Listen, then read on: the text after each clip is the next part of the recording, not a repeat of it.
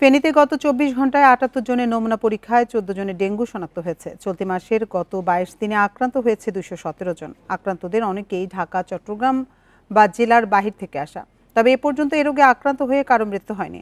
আক্রান্ত হয়েছে ফেনী সদর হাসপাতালে ৯ জন, দাগনভূঞায় ৫ জন এবং ছাগলনাইয়া উপজেলা স্বাস্থ্য কমপ্লেক্সে ১ জন ভর্তি আছেন।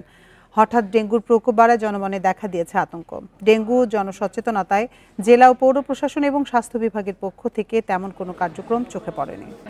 জ্বর একটু কমে না, এখন ৩ দিন পরে আবার ডাক্তারের ফার্মেসিতে আনছি। আনার পরে ডাক্তারে আমার ছেলেরে বলছে যে তুমি এখানে সদরে নিয়ে ভর্তি করো, এখানে ডেঙ্গু জ্বরের কোনো চিকিৎসা নাই। এখানে সব জ্বরের রুগী, ডেঙ্গু জ্বরের রুগী এরগুলোর লগে আমার হতে রাখছে।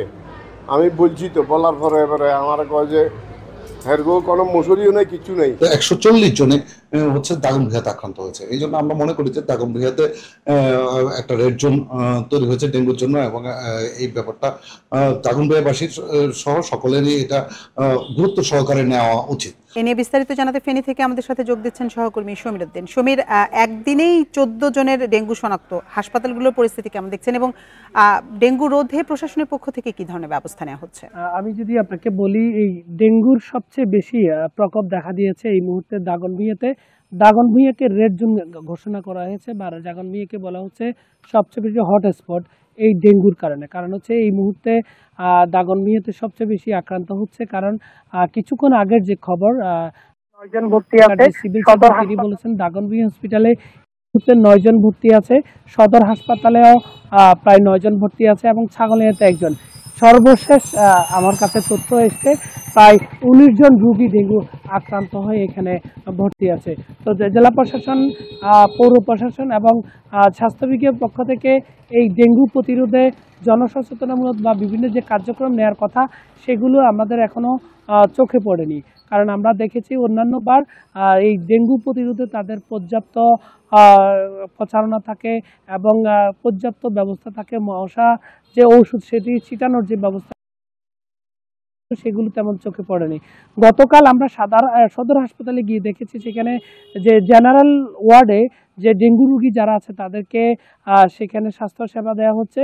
প্রায় প্রত্যেকটা রোগীর কোথাও কারো মশারি টাঙানো নাই, কারণ আমরা জানি যে একজন ডেঙ্গু রোগীর সংক্রমণকারীকে যদি মশা কামড় দেয়, এই মশা যদি অন্য কাউকে কামড় দেয় তাহলে সেখানে তাদের ডেঙ্গু হওয়ার আশঙ্কা থাকে।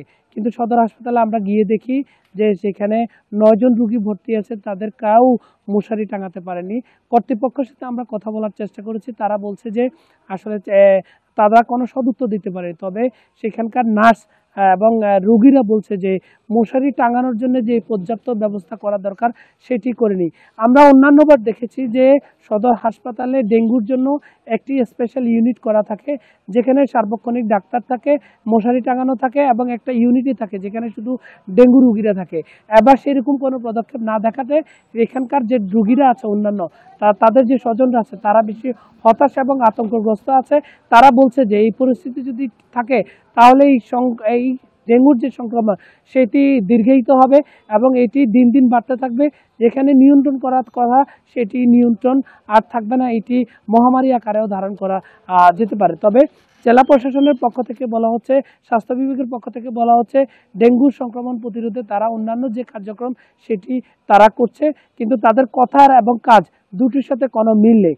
না হওয়ার কারণে সাধারণ মানুষ, রোগী এবং স্বজনরা তারা আসলে আতঙ্কে আছে, তারা কথা। এছাড়াও আমরা দেখেছি যে সেখানে সদর হাসপাতালের যিনি আরএমও তিনি বলেছেন পর্যাপ্ত কিটের ব্যবস্থা আছে, স্যালাইনের ব্যবস্থা আছে, মেডিসিনের ব্যবস্থা আছে, অন্যান্য সবগুলোরই ব্যবস্থা আছে, কিন্তু যে তাদের যে ব্যবস্থাপনা এবং যে ময়লা আবর্জনা পরিষ্কার পরিচ্ছন্নতার কথা সেটি সেখানে আসলে তেমন দেখা চোখে পড়েনি। কারণ হচ্ছে যে ময়লা আবর্জনা পরিষ্কার করার জন্য যে আয়ারা আছে, সেই ৪র্থ শ্রেণীর যে কর্মচারী তারা কিন্তু নেই।